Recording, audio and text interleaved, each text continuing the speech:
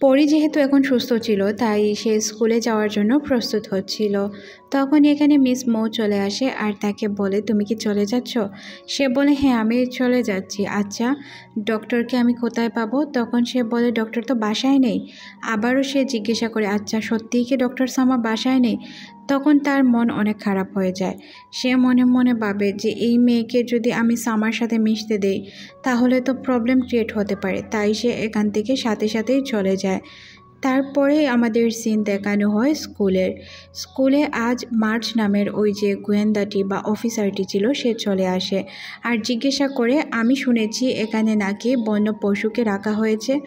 তখন এখানে অনেক বেশি রেগে যায় নন্তা, বলে না এমন কোনো ঘটনা এখানে ঘটেনি, আপনাদেরকে কে এখানে পাঠিয়েছে? এইভাবে সে ওই ফরেস্ট অফিসারের সাথে মারামারি লেগে যায়। তখন এখানে স্কুলের প্রিন্সিপাল তাকে আটকায় আর বলে, আচ্ছা আপনারা চাইলে স্কুল একদম ভালোভাবে তদন্ত করে দেখতে পারেন, এখানে কিছুই নেই।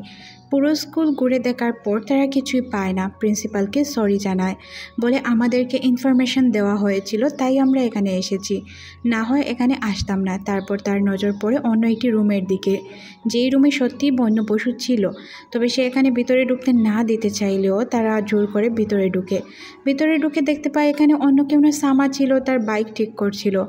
সামা এখানে ঘটনাকে দামাচাপা দেওয়ার জন্য উল্টাপাল্টা কথা বলতে শুরু করে। তারকে পরিচয় দেয় যে আমি এখানে ডক্টর, আমি এখানে মানুষের চিকিৎসা করি। এইভাবে তাকে কথায় গড়িয়ে এখান থেকে তাড়িয়ে দেয়। তারপর এখানে নন্তা তাকে ধন্যবাদ জানায় আর বলে যে তুমি না থাকলে আমি এখন হয়তো ফেঁসেই যেতাম। এখান থেকে তারা ওই বন্য পশুটিকে বের করে আর দেখতে পায় পশুটি এখন একদমই সুস্থ আছে, তাই তারা চিন্তা করে এটাকে বনে ছেড়ে দিবে। এদিকে সিন পরিবর্তন হয় পরীর কাছে। পরী যখন চলে যেতে চায় তখনই তার কালংয়ের সাথে দেখা হয়ে যায়। কালংকে দেখে সে অবাক হয়। তখন কালং তাকে জানায়, তুমি স্কুলে যাবে তো? আমিও স্কুলের দিকে যাচ্ছি, তুমি আমার সাথে চলে আসো। তারপর তাকে গাড়ি করে নিয়ে যায়। রাস্তায় থামিয়ে তাকে বলে যে দেখো, তুমি সামার কাছ থেকে দূরত্ব বজায় রাখবে, আমি সামার ফিউচার গার্লফ্রেন্ড। সামার আগেও একটি গার্লফ্রেন্ড ছিল, যার কারণে আমি তার সাথে রিলেশনে যেতে পারিনি। তারপর ওই মেয়েটি মরার পর সে আমাকে পছন্দ করবে, এটা আমার বিশ্বাস। এখন যেহেতু সে সবার সাথে মিশতে শুরু করেছে, আগে কারোর সাথে মিশতো না, তাই আমার মনে হচ্ছে যে আমি তার নেক্সট গার্লফ্রেন্ড হব। পরে জিজ্ঞাসা করে তার গার্লফ্রেন্ড কিভাবে মারা গেল। সে তখন তার মুখ চেপে ধরে আর বলে যে এইসব এখন বলা যাবে না, আর তুমি কাউকে বলো না প্লিজ, আমি যে তোমাকে এই বিষয়গুলো জানিয়েছি। তুমি আমাকে বলো যে তুমি সামার থেকে দূরত্ব বজায় রাখবে, তাহলেই হবে। পরীর মনে এত কিছু ছিল না, সে বলে আচ্ছা। সিন পরিবর্তন হয়, আমরা দেখতে পাই সবাই মিলে ওই বন্য পশুটিকে বনে ছাড়তে এসেছিল। তারা বন্য পশুটিকে বনে ছেড়ে দিয়ে সবাই মিলে খুশি উদযাপন করে, কারণ বনের দেখাশোনার দায়িত্ব তাদের ছিল। তারা খুব সুন্দরভাবে বনের দেখাশোনা করত। এদিকে কালংয়ের সাথে পরি স্কুলে চলে আসে। স্কুলে আসার পর প্রিন্সিপাল তাকে স্বাগতম জানায়। এখানে নন্তা পরীকে দেখে অনেক বেশি খুশি হয়, কারণ সে পরীকে পছন্দ করতে শুরু করেছিল। অন্য টিচাররা তাকে ওয়েলকাম জানায় আর বলে কাল থেকে স্কুল শুরু হতে যাচ্ছে, আপনি আপনার মতো করে প্রিপারেশন নেন। নন্তা তাকে দেখে এতটা খুশি হয় যে আমরা বুঝতে পারি সে তার প্রতি অনেক দুর্বল ছিল। সিন এখান থেকে শিফট হয়ে আমরা ওই তান্ত্রিককে দেখতে পাই যে কিনা নন্দার বাবাকে খুন করেছিল। সে জঙ্গলের ভিতর কিছু রিচুয়াল করছিল। এখানে আমরা জানতে পারি তান্ত্রিকটি মনে করছিল হয়তো টাইগার কিং অন্য কেউ না, আগে যেই লোকটি ছিল ওই লোকটি, মানে নন্তার বাবা, কিন্তু নন্তার বাবা তো ওই সময় মারা গিয়েছিল। এখানে আমরা জানতে পারি তান্ত্রিক তার ছোট বাচ্চাটিকে নিয়ে এসেছিল টাইগার কিংকে শেষ করার জন্য, কিন্তু যখন তাদের মধ্যে হাতাহাতি হচ্ছিল তখনই এখানে তার ছেলেটি চলে আসে আর পিচ্ছি বাচ্চাটি এর মধ্যে ব্যথা পেয়ে যায়। নন্তার বাবা চাচ্ছিল না যে তার ব্যথা লাগুক, কিন্তু তখনই সাবানটি এসে তার পিছন থেকে মেরে ফেলে, আর এই জন্য মূলত সে আহত ছিল। কিন্তু বিষয়গুলো পুরোপুরি সে জানতো না। সে মনে করত তার বাচ্চার মৃত্যুর জন্য দায়ী টাইগার কিং, যে কিনা পুরাতনওয়ালা ছিল। আসলে তার ধারণা একদমই ভুল ছিল, কিন্তু এই ধারণা সঠিক কে করবে? সে তখন হুট করে দেখতে পায় ওই প্রাণীটিকে, যেই প্রাণীটিকে তারা ছেড়ে দিয়েছিল। টাইগার কিংকে ডাকার জন্যই মূলত সে প্রাণীটিকে মারে। প্রাণীটিকে মারার সাথে সাথেই নন্তার পুরো ফ্যামিলি জানতে পারে। এখানে থাকা লোকগুলো তাকে জানায় যে প্লিজ নন্তা, এর বিষয়ে এখন আমরা অ্যাকশন নেব না, আবারও আমরা টাইগার কিংকে ডাকবো, তখন আমরা বুঝতে পারবো। এখানে থাকা প্রত্যেকটি লোক অনেক বেশি কষ্ট পাচ্ছিল ওই পশুটির জন্য, কারণ তারা পশুকে অনেক বেশি ভালোবাসতো। সামা যখন পাশ দিয়ে যাচ্ছিল সে শব্দগুলো শুনতে পায়। তার অনেক কষ্ট হচ্ছিল পশুর জন্য। রাতের বেলায় সবাই মিলে সামাকে ডাকতে শুরু করে, বলতে টাইগার কিমকে তারা ডাকছিল। তখনই সামার মধ্যে পরিবর্তন শুরু হয়ে যায়, তার নখগুলো লম্বা হতে থাকে, তার চোখের রং পরিবর্তন হয়। মিনিটের মধ্যেই সে টাইগার কিমে পরিণত হওয়ার পর সে চলে আসে জঙ্গলে। এসে তান্ত্রিকটিকে দেখতে পায় যে কিনা তার তন্ত্রমন্ত্র নিয়ে বসেছিল। এদিকে মার্চ আর তার লোকগুলোও বসেছিল গাছের উপরে, যাতে তারা বাঘটিকে দেখতে পারে। আসলে তারা এটা খোঁজার জন্যই জঙ্গলে এসেছিল। টাইগার কিম তখন লোকটিকে আক্রমণ করার জন্য তার রাইফেল নিচে ফেলে দেয়। যখনই সে লোকটির ওপর আক্রমণ করতে যায় তখনই আমরা দেখতে পাই টাইগার কিম উল্টো ছুটে পড়ে যায়।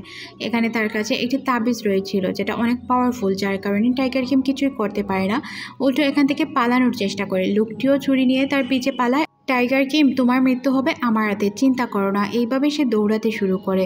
এদিকে আমরা মার্চকে দেখতে পাই যে কিনা গাছের উপরে বসেছিল। সে টাইগার কিমকে যেতে দেখে সে অবাক হয়ে যায় আর মনে মনে ভাবে, লাইফের প্রথম আমি এত বড় টাইগার দেখলাম, এত জীবন ধরে ডিউটি করছি। তারপর তার সহকারীদেরকে সে সব কিছু খুলে বলে। তারাও দেখছিল, তারাও আশেপাশের গাছে ছিল। ওইদিকে আমরা তান্ত্রিকটিকে আসতে দেখি। তান্ত্রিকটিকে দেখে মার্চ আর তার লোকেরা জিজ্ঞাসা করে, আপনি এখানে কী করছেন?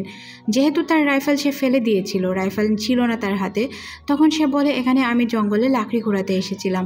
সবাই তখন তাকে সতর্ক করে দিয়ে বলে, এখানে বাঘ রয়েছে, আপনি আর কখনোই এইসব করতে আসবেন না। সামা তার বাসায় চলে আসে। মিস মো তাকে দেখে অনেক বেশি অবাক হয়। আর এই প্রথম এমন ঘটনা ঘটেছিল, তার ক্ষতস্থান থেকে ব্লাডিং হচ্ছিল আর সে এটা নিজে ক্ষতস্থানকে বলতে রিপেয়ার করতে পারছিল না, বা তার ক্ষতস্থান ভালো হচ্ছিল না। সবসময় টাইগার কিমের সোল দ্বারা সে সুস্থ হয়ে যায়। তার যতই আঘাত লাগুক না কেন, আঘাতগুলো সেরে যায় খুব তাড়াতাড়ি। মিস মো অনেক চিন্তিত ছিল। তখন সে বলে, চিন্তার কোনো কারণ নেই আন্টি, আর আপনি চিল্লাচিল্লি কম করেন, কারণ পরি শুনতে পাবে। তখন আন্টি জানায় পরি এখানে নেই। এটা শুনে সে অনেক বেশি কষ্ট পায়, কারণ ধীরে ধীরে কেন জানি না সে পরির প্রতি আসক্ত হয়ে পড়েছিল। পরি নেই এই বিষয়টা শুনে তার অনেক কষ্ট হয়। সামার গান না শুকানোর কারণে আন্টি অনেক চিন্তিত হয়ে পড়ে, কারণ মনে আছে কি নন্তার বাবা এইভাবেই মারা গিয়েছিল। তান্ত্রিকের কতক ঠিক হয়নি, যার কারণে সে মারা গিয়েছিল আর অনেক ব্লাডিং হয়েছিল। সেই জন্যই মূলত তার জন্য আন্টি অনেক চিন্তিত হয়ে পড়ে।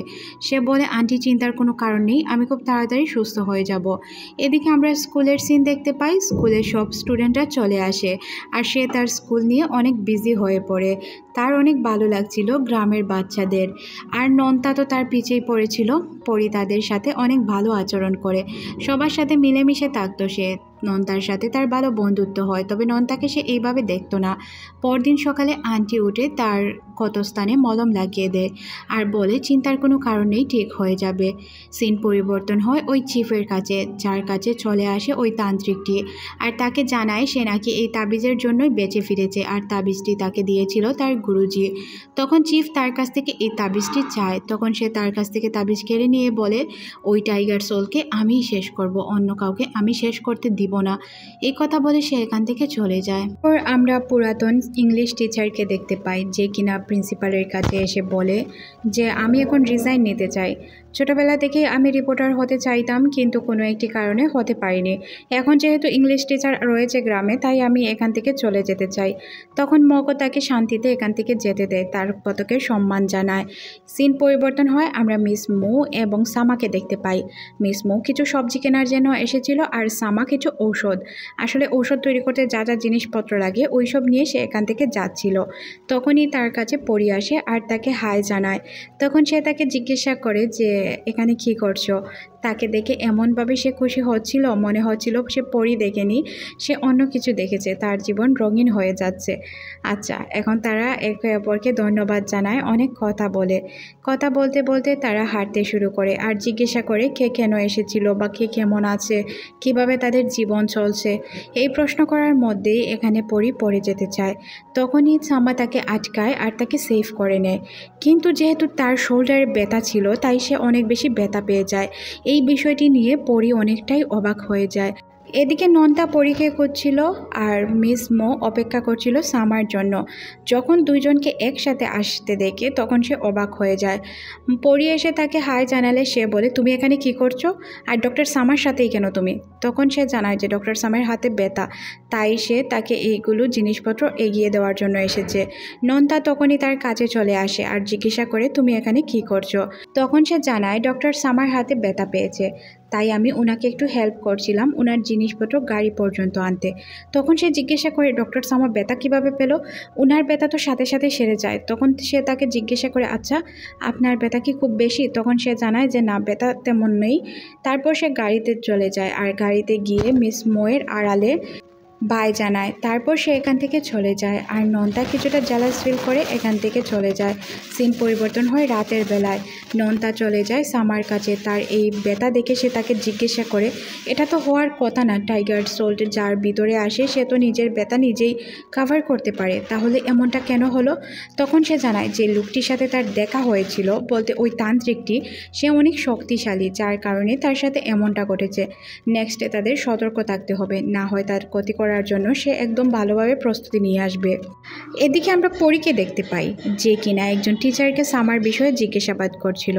তখন টিচার তাকে জানায়, কোনো প্রবলেম কি যে তুমি এত জিজ্ঞাসাবাদ করছো? তখন সে বলে, না এমনিতেই জিজ্ঞাসাবাদ করছিলাম। তখন সে বলে, ও তার মানে তুমি তার প্রতি ইন্টারেস্ট নিচ্ছ। তখন পরি বলে যে না, এসব ভুল ধারণা আপনার। এদিকে আমরা নন্তাকে দেখতে পাই যে কিনা তার মায়ের কাছে গিয়ে তাকে কিছু রান্না করে দিতে বলে। সে বলে যে আমি আমাদের স্কুলের টিচারদের খাওয়াবো। তখন তার মা তাকে অনেক মজার মজার খাবার রান্না করে দেয়। খাবারগুলো নিয়ে সে স্কুলে পৌঁছে যায় আর পরীকে বলে খাবারগুলো খাওয়ার জন্য। তখন সবাই বলে, আজ পর্যন্ত আমাদের জন্য তো আপনি কিছু রান্না করে নিয়ে আসেননি। এই কথা বলে সবাই তার মজা নিচ্ছিল। সে পরীর দিকে তাকিয়ে হাসছিল, কিছুই সে উত্তর দিতে পারে না। এদিকে আমরা গ্রামের লোকজনকে দেখতে পাই যারা কিনা মার্চের সাথে কথা বলছিল। রাতের বেলায় হাতি এসে তাদের অনেক ক্ষতি করে, এই বিষয়গুলো তারা মার্চকে জানায় আর এই জন্য তারা ফসল বিক্রি করতে পারে না, ফসল ভালো ফলাতে পারে না। তাদের অনেক ঋণ রয়েছে, এই ঋণগুলো পরিশোধ করতে তাদের এইসব প্রয়োজন। তাই তারা যেন ফরেস্টের পানিগুলোকে ফরেস্টেই রাখে, যাতে তারা আর গ্রামে প্রবেশ না করতে পারে। মার্চ ওকে বলে চলে যায়। এদিকে আমরা ওই তান্ত্রিকটিকে দেখতে পাই যে কিনা গ্রামের লোকদেরকে বশ করার জন্য চলে আসে। গ্রামের লোকের সাথে সে এমনভাবে কথা বলে যে গ্রামের লোকজন রাজি হয়ে যায়। তার কথা অনুযায়ী টাইগার কিম ছিল তাদের শত্রু। এইভাবে গ্রামের লোকজনকে সে বশে নিয়ে আসে। এদিকে মার্চ চলে আসে নন্তা এবং স্কুল টিচারদের কাছে। তাদেরকে এসে জানায় যে আপনারা যদি আমাদের হেল্প করেন তাহলে আমরা এই কাজ করতে চাই, আমরা কি করতে পারবো? তখন তারা বলে, অবশ্যই আমরা হেল্প করব, আমরা আমাদের গ্রামের জন্য সব কিছু করতে পারি। সিন পরিবর্তন হয়, আমরা পরীর একটি স্টুডেন্টকে দেখতে পাই। তার পা কেটে গিয়েছিল আর পা দিয়ে অনেক বেশি রক্ত পড়ছিল, তাই সে চলে যায় সামার বাসায়। তখন আন্টিটি জানায় যে সামা অসুস্থ, বাচ্চাটির চিকিৎসা সে করে দিবে। তখন সে বলে যে না আন্টি, আপনি চিকিৎসা করতে পারবেন না, এটা সামার প্রয়োজন আছে, কারণ তার অনেক ব্লিডিং হচ্ছে, সামাই এটা সমাধান করতে পারবে। তখন সে বলে, সামা অনেক বেশি অসুস্থ, আসলেই আমরা সামাকে বিছানায় পড়ে থাকতে দেখি, তার ক্ষতস্থানে অনেক বেশি ব্যথা হচ্ছিল। তারপরও সে চলে আসে বাচ্চাটির চিকিৎসা করতে। বাচ্চাটির চিকিৎসার জন্য যা যা প্রয়োজন সব কিছু সে আন্টিকে আনতে বলে। আন্টি যখন নিয়ে আসে তখন সে ছেলেটির চিকিৎসা শুরু করে দেয়। ছোটো বাচ্চাটি তখন বলে, পরি ম্যাডাম আপনি এখান থেকে প্লিজ যাবেন না, আমি অনেক কষ্ট পাবো আপনি চলে গেলে। পরি ছেলেটিকে ধরে বসে থাকে। এখানে একে অপরের দিকে বারবার তারা তাকাচ্ছিল। আমরা বুঝতে পারি তারা দুইজন একে অপরের জন্য অবশ্যই ফিল রাখেন, না হয় এমনটা হতো না। রাতের বেলায় আমরা সবাইকে দেখতে পাই, আসলে ওই তান্ত্রিকের টিম আর ওই মার্চের টিম সবাই একই সাথে ছিল। অন্যদিকে আমরা নন্তার ফ্যামিলিকে দেখতে পাই যারা কিনা রিচুয়াল করছিল।